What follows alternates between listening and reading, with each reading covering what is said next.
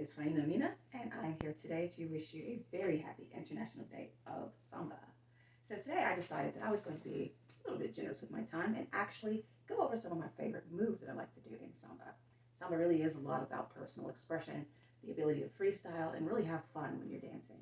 So some of the best ways that you can do that is add a little seasoning to your samba, as I like to say, or do something a little bit different. Throw in something a little bit unexpected.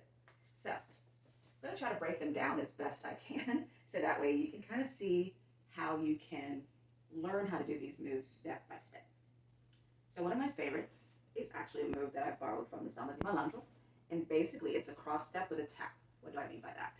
I'm going to cross my right leg back, I'm going to open, I'm going to cross again with my right leg coming in the front, and I'm just going to tap. I'm going to do the same thing, going the opposite direction, left leg back, I'm going to open, I'm going to cross in front with the left leg, and I'm going to tap. So when you actually do that sped up, it looks a little bit like this.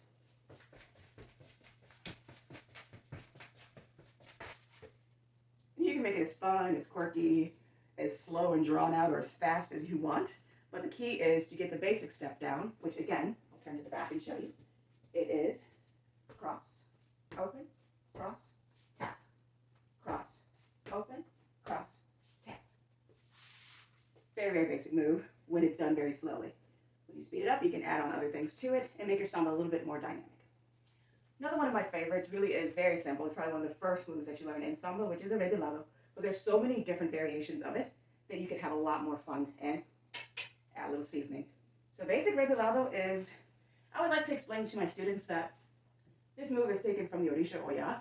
You are kind of creating this cyclone effect, this kind of whirlwind effect with your body. Your hips are going to be very important. This rotation of your lower half, really important, okay? So if you have one side that's more dominant than the other, which most people do, it's always a good idea to even it out.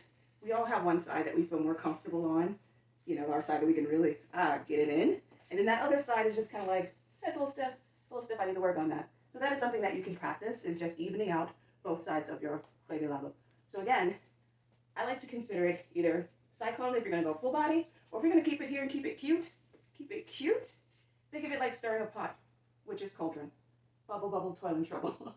We are turning and turning and turning and turning, and we are allowing this front leg to lead. So if we want to go forward, even if we want to go back with it, this leg is the primary leg that you're actually going to be leading with, whichever one is towards the front. So again, do, switch, do. It can go in either direction. My second favorite move, my third favorite move is, let's see, wow. There are quite a few jumps that I do, and I know everybody doesn't have the Megan Thee Stallion knees, neither do I, mind you, but I do a lot of jumping in my samba to get off the ground, to feel more elevated and to add some levels. So I'm not going to do any jumping right now. What I am going to do, however, this is actually my all-time favorite move, and it took me a very long time to actually learn this move. Do not judge me. There's no jumping involved, but there is spinning.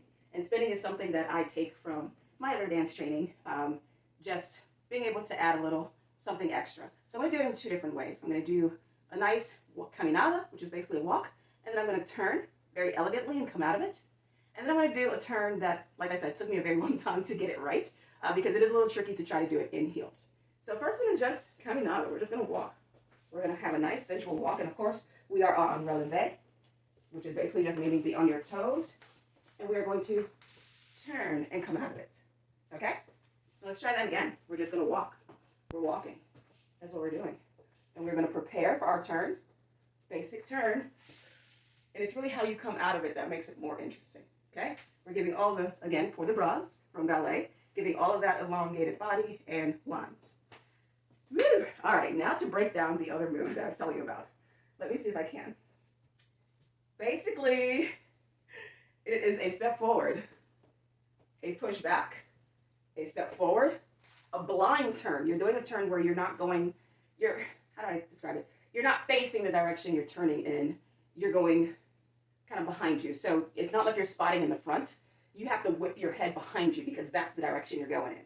So it's like that. So again, it's here, out, bring it back in, bring it forward. When you bring it forward, get your momentum going at that point because you're going to need it because you need to push back again, but you also need to spin.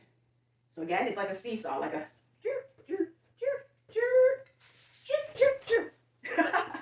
and yes, I make noises when I teach as well. That's just what I do. It makes it more interesting, more fun. But yeah, those are some of my favorite moves in Samba, and let me know what yours are. And don't forget to sign up for the Samba Queen training, where I go over these things in a little bit more detail, go over more styling and things like that, and you can have some fun and season and upgrade that Samba.